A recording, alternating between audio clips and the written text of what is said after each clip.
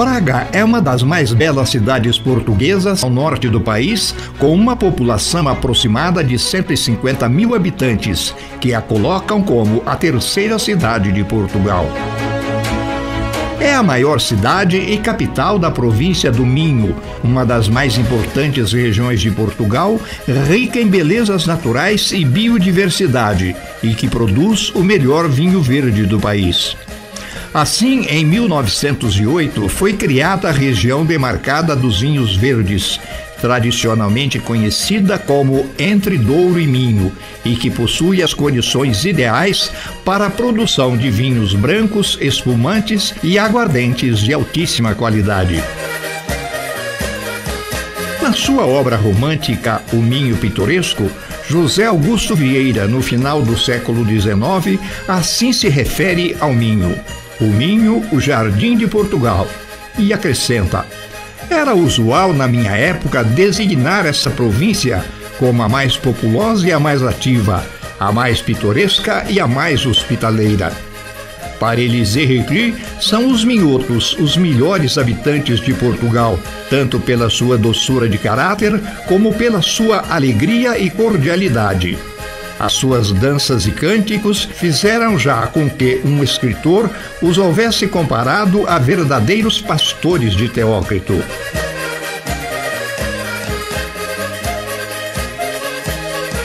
Ainda hoje, Braga é conhecida como a cidade da juventude, por ser a cidade moradia de muitos jovens e ter espírito alegre e festivo. Assim, Braga foi distinguida como a cidade mais jovem da Europa, celebrando no princípio do século a Braga 2012, capital europeia da juventude. Recentemente, Braga foi eleita pelo jornal The Guardian a cidade mais encantadora de Portugal. A cultura e a gastronomia estão entre as qualidades destacadas pela publicação britânica.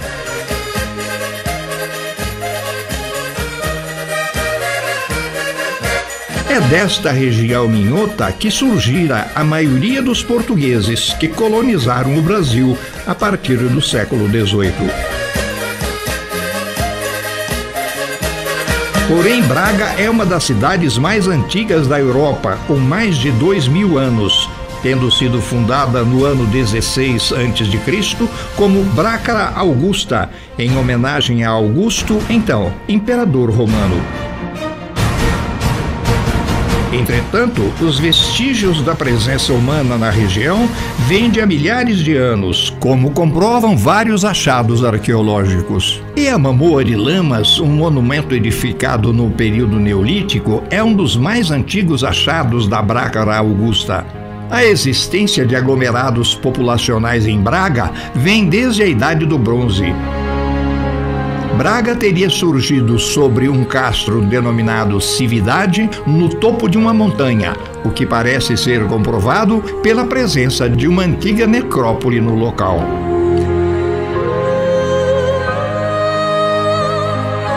A nova designação como Braga somente surgiria no século XI, quando foi iniciada a construção da Sé e da muralha citadina, por ordem do bispo Dom Pedro de Braga.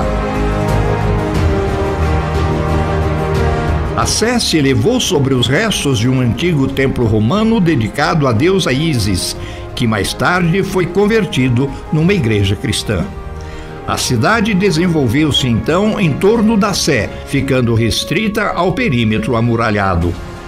As muralhas da Sé somente começaram a cair em 1512, restando apenas um monumento denominado Arco da Porta Nova, cuja aparência atual, entretanto, é de 1772. Por sua beleza e historicidade, boa parte dos tours turísticos em Braga são iniciados em sua catedral e arredores. A Catedral da Sé é, sem dúvidas, a construção mais marcante do centro de Braga. Foi a primeira catedral portuguesa erigida várias décadas antes da fundação do país. Começou a ser construída no final do século XI e foi sagrada e dedicada à Virgem Maria pelo bispo Dom Pedro em sessão solene no ano de 1089. Mais velho que a Sé de Braga é uma expressão jocosa portuguesa bem conhecida, que expressa a antiguidade do templo. O singular patrimônio histórico, artístico, cultural e espiritual que se guarda na velha Catedral Bracarense faz deste monumento um dos mais visitados da cidade de Braga, atestando seu grande apelo religioso e turístico. Externamente, a fachada do templo mantém estilo românico, ladeada por duas torres sineiras de diferentes larguras, sob as quais se abre o portão principal, ainda em estilo românico. Entretanto, é bom deixar claro que nesse conjunto arquitetônico convivem diferentes estilos artísticos. Além do românico, seu estilo original, outros claramente marcantes, como o barroco do coro alto, das talhas e dos órgãos monumentais. O estilo gótico também está presente nos dois pórticos laterais de entrada, na cabeceira ou no fundo da catedral, no frontal do altar-mor e em vários túmulos no interior do templo. Também o estilo manuelino se faz presente na pia batismal, feita em calcário no início do século XVI, trazendo motivos alusivos ao batismo.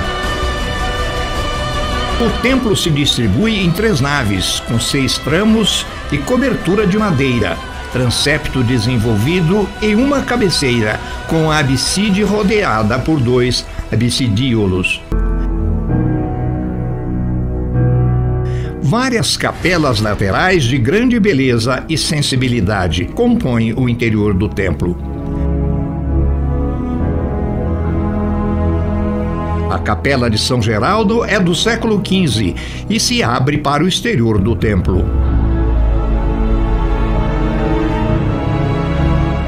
A Sé de Braga constitui-se na sede do bispado fundado, segundo a tradição, por São Tiago Maior, que aqui teria deixado como primeiro bispo o seu discípulo São Pedro de Rates. Devido a essa origem apostólica, é considerada como sacrossanta basílica primacial da Península Ibérica e o seu arcebispo o primaz das Espanhas.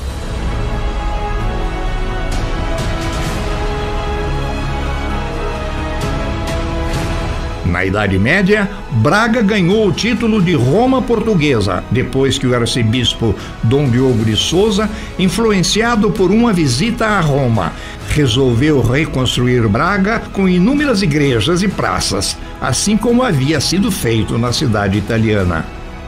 E como há belas igrejas em Braga, por tantos templos e pelas tradições religiosas, Braga é também considerada a capital religiosa de Portugal.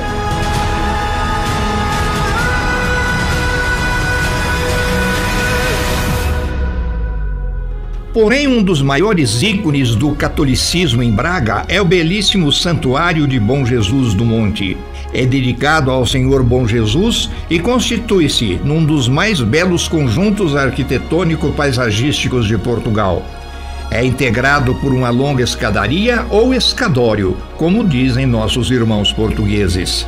Este é segmentado em 5 intervalos regulares, onde o piso é plano e onde foram instaladas 5 fontes correspondentes aos nossos 5 sentidos: visão, audição, olfato, paladar e tato. Todas essas fontes podem ser facilmente identificadas, pois a água brota do órgão correspondente a cada sentido: olhos, ouvidos, nariz e boca. Na fonte correspondente ao tato, a água escorre de uma pequena moringa, presa às mãos de um personagem.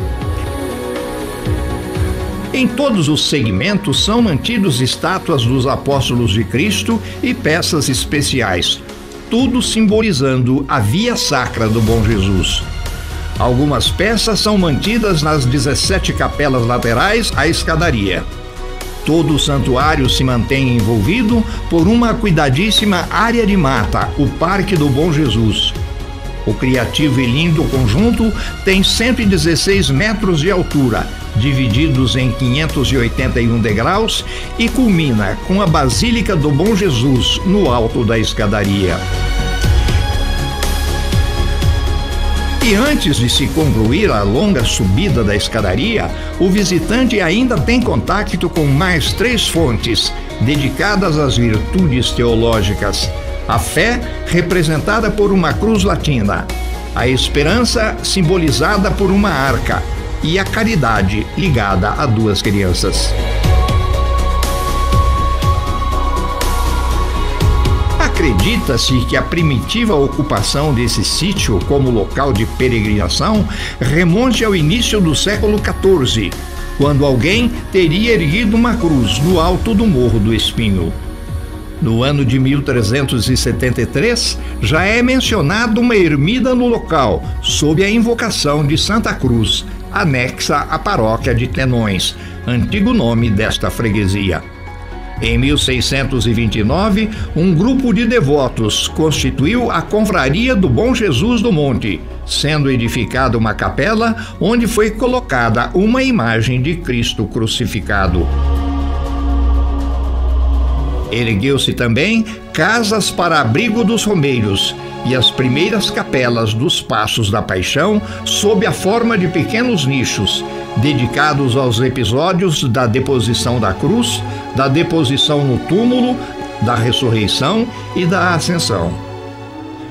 A partir de 1722, o então arcebispo de Braga, Dom Rodrigo de Moura Teles, concebeu e iniciou um pequeno projeto que desembocaria no atual santuário. A basílica atual foi construída entre 1784 e 1811, por encomenda do então arcebispo de Braga, Dom Gaspar de Bragança, e projeto do arquiteto Carlos Amarante. Trata-se de um templo relativamente simples, com 2 torres sineiras frontais. Internamente apresenta nave única e tem como destaque o seu altar-mor com belo afresco simbolizando o Monte das Oliveiras e todo o cenário da crucificação de Cristo.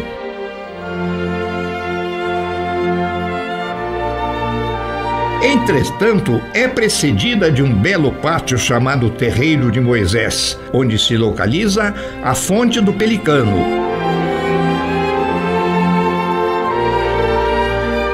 E a estátua montada de São Longuinho. São Longuinho foi um soldado romano, um dos torturadores de Jesus Cristo durante a crucificação. Após isso, ele se converteu. Deixou o exército romano, passou a reconhecer Cristo como Filho de Deus e a propagar suas palavras. É considerado o santo dos objetos perdidos e também protetor das moças de Braga no encontro de um bom casamento. O adro está situado entre a Basílica e o Terreiro de Moisés, sendo decorado com as estátuas de 8 personagens bíblicas ligadas à paixão de Cristo. Apresenta 2 capelas laterais e um magnífico jardim, cujos canteiros chamam a atenção por sua plasticidade e magnífica variação de flores em cores vivas. Sem sombras de dúvidas, uma visita ao Santuário Bom Jesus do Monte é uma doce carícia aos olhos, à alma e ao coração. Porém, se você tem alguma dificuldade para se locomover, não se preocupe, o santuário mantém um confortável funicular, o elevador do Bom Jesus.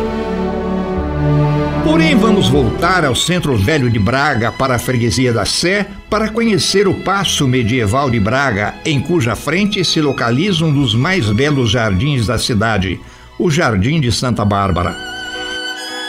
Este equilibra as regras da geometria com a aleatoriedade das cores provenientes das flores, da vegetação e dos pássaros. Trata-se de um jardim público municipal junto à ala medieval do Paço Episcopal Bracarense, por iniciativa do arcebispo Dom Gonçalo Pereira e Dom Fernando da Guerra. Construído nos séculos XIV e XV, mas cujo aspecto atual É o produto das obras de restaurações efetuadas nas décadas de 1930 e 1940. O fato de se situar no centro da cidade e interromper a sequência de construções de cimento e tijolo torna-o um local especial. É uma espécie de refúgio ou oásis citadino que nos convida a fazer uma pausa, ler um bom livro ou partilhar uma refeição com amigos. Mas o Jardim de Santa Bárbara não é só belo, tem também um lado místico. No centro do jardim encontra-se uma fonte do século XVII, que inicialmente se encontrava no antigo convento dos Remédios, onde hoje podemos ver o Teatro Circo. No topo da fonte está representada Santa Bárbara, nascida na Turquia e protagonista de uma história trágica. Segundo a tradição, Santa Bárbara teria sido castigada pelo próprio pai, que não gostou de ver a filha professando a religião cristã. Depois de torturá-la numa tentativa de a converter, degolou-a com as próprias mãos. Outro aspecto curioso é o fato deste jardim ter sido escolhido por muitos jovens e adolescentes de Braga como local ideal para declararem as suas promessas de amor. Dizem os jovens bracarenses que este é o local da cidade onde mais se troca juras de amor. Este jardim é algo que nos encanta, pelo seu aspecto vivo, iluminado, diversificado, colorido, bem planejado e elaborado.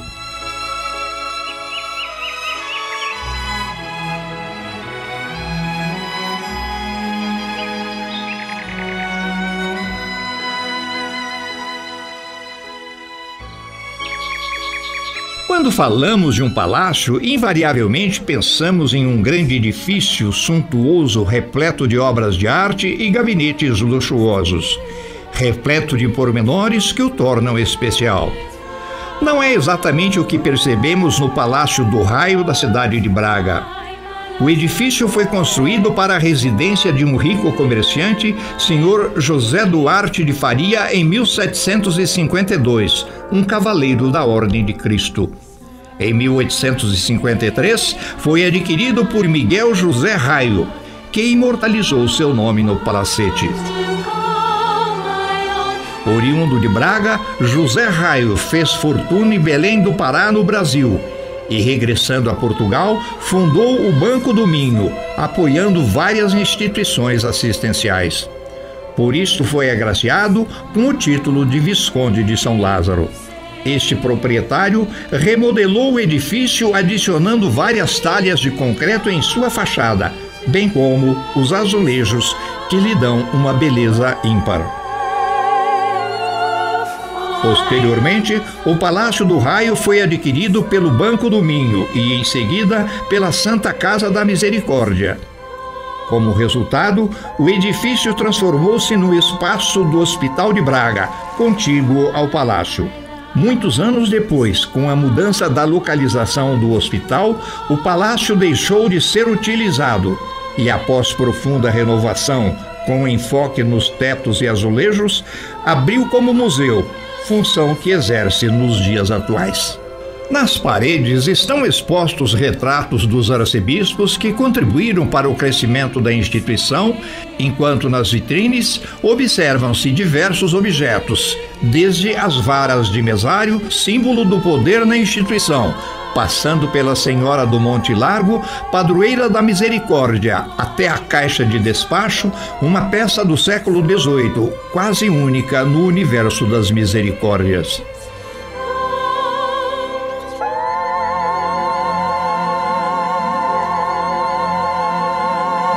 Quem visita o Palácio do Raio em Braga, com certeza passa por uma de suas praças mais ricas do ponto de vista arquitetônico e paisagístico, o Largo Carlos Lamarante, nome de um dos principais arquitetos de Portugal dos séculos XVIII e XIX. Suas obras marcaram a transição do estilo barroco para o neoclássico. Pode-se dizer que a praça fica exatamente no centro da cidade e nela vão desaguar importantes ruas do comércio de Braga. Além disso, exibe dois dos mais belos e monumentais edifícios da cidade: a Igreja de Santa Cruz e o Hospital e Igreja de São Marcos, hoje o Hotel Galé Collection Braga, um 4 estrelas luxuoso que ainda carrega o charme de estar sediado em um imóvel datado de 1508.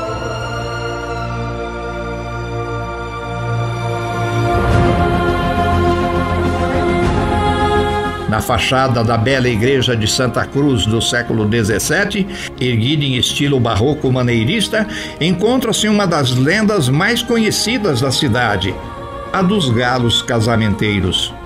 Diz a história que quem descobrir os 3 galos esculpidos em alto relevo na fachada do santuário tem bom casamento garantido para breve. Mas se 2 deles se encontram com facilidade, já o terceiro exige mais concentração e paciência.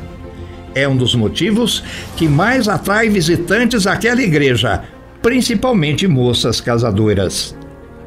Mas com ou sem casamento, vale a pena não se ficar pelo exterior e entrar para admirar a alta nave e o trabalho em talha dourada.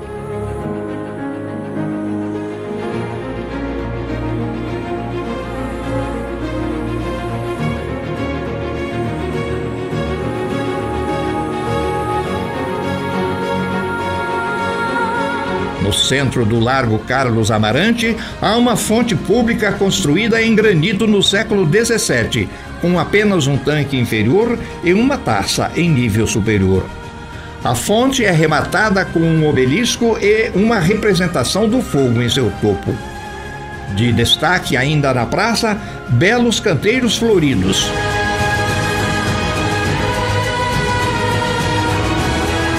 E o título da cidade com enormes letras em concreto branco.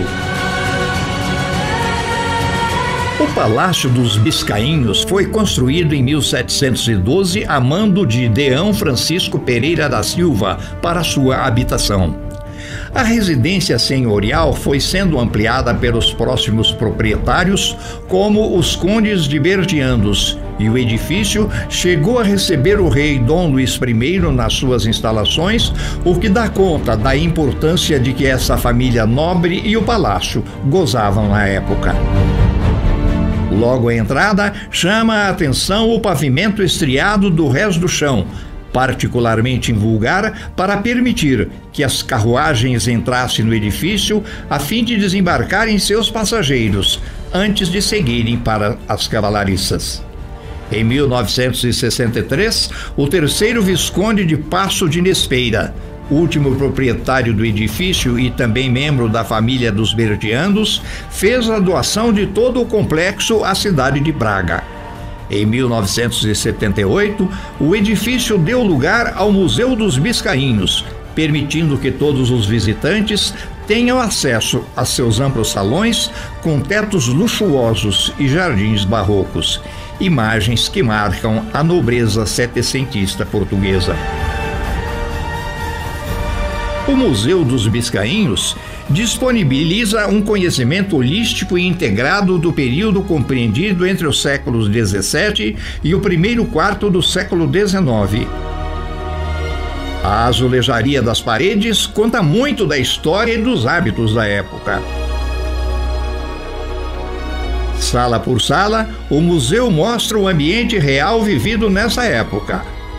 Para esse ambiente, contribuem as coleções de artes decorativas, do mobiliário, ourivesaria, têxteis, metais e cerâmicas portuguesa, europeia e chinesa. Destaca-se também exposição de instrumentos musicais, meios de transporte, gravuras, azulejaria, escultura e pintura portuguesa e europeia. No fundo do palácio, situa-se o famoso jardim. Embora não tenha a notoriedade do Jardim de Santa Bárbara, é um jardim de igual suntuosidade, cerca de 1 hectare, que funciona como uma espécie de refúgio no centro da cidade. À semelhança do edifício, o jardim segue o estilo barroco, e as suas fontes e esculturas brindam os que lá passeiam. Além disso, enquadra elementos arquitetônicos e escultóricos talhados em granito, como as esculturas setecentistas e as fontes com belas formas humanas, animais e mitológicas. E no meio dos jardins dos biscainhos há que se destacar a matriarca do espaço, uma tulipeira da Virgínia com mais de 250 anos, a maior e mais antiga dessa espécie em Portugal. São muitas as narrativas e lendas antigas envolvendo o tulipeiro. Disse que o seu exotismo terá despertado paixões e seus frondosos ramos terão testemunhado juras de amor eterno.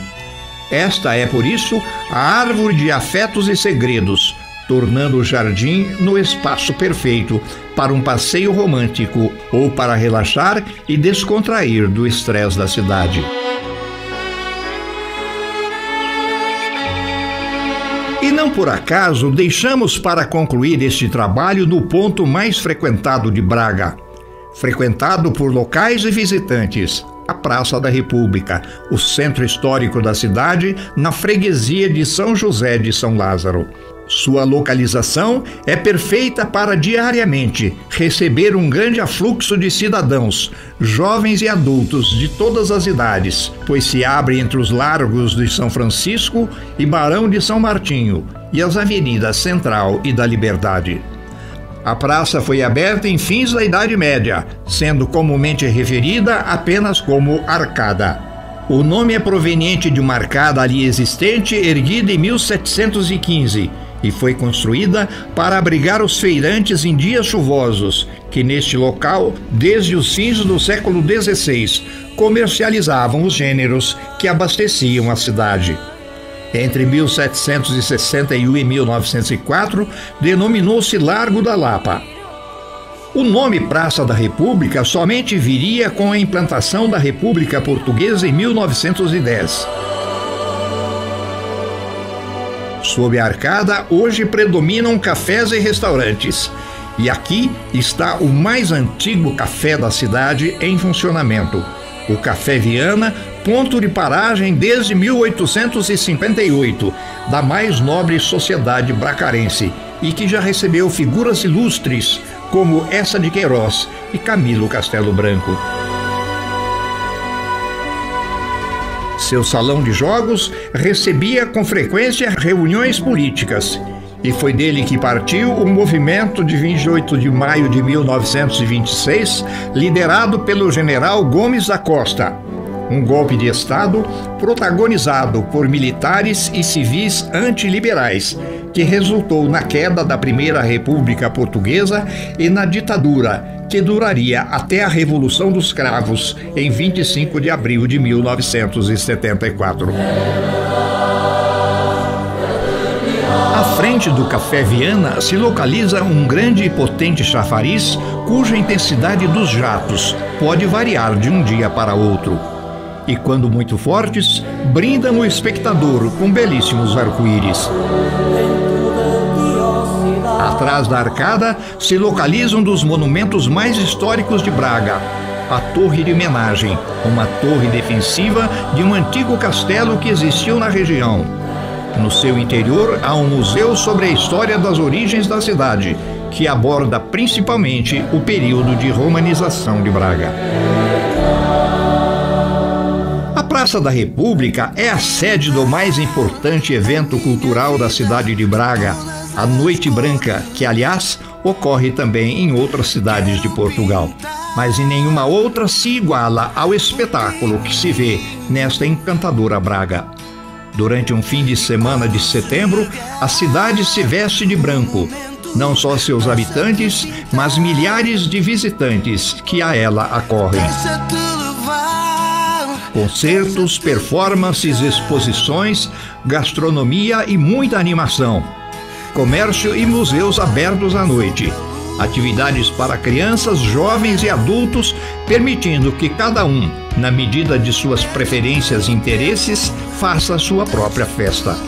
Na verdade, a Noite Branca de Braga é plural. São 3 dias e 2 noites, recheadas de atividades culturais e diversão pelas ruas, praças e avenidas de Braga. Embora a sede da festa seja a Praça da República, a alegria também se concentra nas duas grandes avenidas que se encontram na praça. A Avenida Central, uma das mais antigas e arborizadas da cidade e que já foi Campo de Santana, e depois a Avenida dos Combatentes, e que tem na Basílica dos Congregados seu principal centro religioso. A festa e a alegria na Noite Branca de Braga se esparramam também para uma das mais longas e, sem dúvidas, a mais bela avenida da cidade, a Avenida da Liberdade. Um extraordinário centro comercial, belíssima por sua arquitetura que mescla o antigo com o moderno, e mais bela ainda por ter o seu piso se transformado em um grande jardim, forrado de flores variadas e vivamente coloridas em toda a sua extensão. Uma das mais belas avenidas que já tivemos o prazer de conhecer por todos os países que já passamos. Cumprimentos extasiados a todos os nossos irmãos portugueses, que brindam seus visitantes com tanta sensibilidade, beleza e bom gosto.